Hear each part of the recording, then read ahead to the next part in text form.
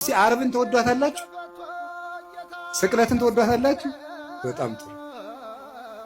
ዓርብን ዓርብ እኮ ስቅለት እኮ ገነት የተከፈተበት ዲያብሎስ የተሻረበት ካሳ የተካሰበት ቤዛችን ኢየሱስ ክርስቶስ ለኛ ቤዛ አስታራቂ ብሎ ስጋውን ቆርሶ ደሙን አፍሶ የሰጠበት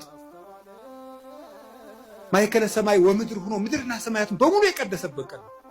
ዓርብን ከወደዳችሁት ከጎረቤትም ከልጅም ከቤተሰብም ከዚህ ዓለም ሲስተምም ከባለስልጣንም ከምንም የምንቀበለው መከራ ሁሉ ዓርብን መሳተፍ ስላለብን ክርስቲያኖች ይሄንን ሱታፌ ሊያመልጠን አይገባም። እንዲያውም መንግስተ ሰማያት ከዮሐንስ መጥምቅ እስከ ዛሬ ተገፍታለች አለና ምንድነው ያለው?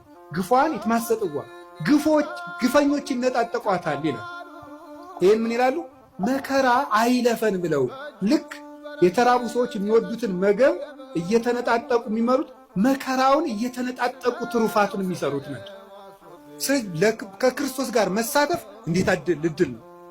ቅዱስ ጳውሎስ ምንድን ያለ መሰላችሁ? ቢቻለኝስ በሞቱም እንኳን ልመስለው እወዳለሁ ነው። ቢቻለኝ በሞቱም ልመስለው እወዳለሁ። ለምን? የትንሣኤውን ኃይል አውቃለሁና፣ አብሬው እንደምነሳ አውቃለሁና። ስለዚህ ምንም ነገር በሽታ ሊሆን ይችላል፣ ማጣት ሊሆን ይችላል፣ እንግልት ሊሆን ይችላል፣ መገፋት ሊሆን ይችላል፣ ስም መጥፋት ሊሆን ይችላል። ዓርብን ማጣት ከሆነ ጌታችን ልጆቻችሁ ሙተውባችሁ ወይም ጥለዋችሁ ሄደው ክደዋችሁ ከሆነ የወለዶቻቸው መናፍቅ ሊሆኑ ይችላሉ። ጠብቁ። ግን ልጆቻችሁ ቢክዷችሁ ክርስቶስም ልጆቹ ክደውት ብለዋል። ዓርብ ክደውት ነው። ከአንድ ከቅዱስ ዮሐንስ በቀር አናውቀውም ብለዋል።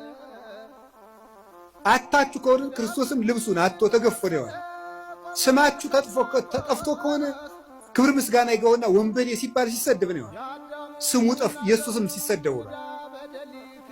ቆስላችሁት ከሆነ የማይድን በሽታ ይዟችሁ ከሆነ እሱ ሲቆስል ነው። ይሄ ነው ከሱ ጋር ነው የተሰቀልነው።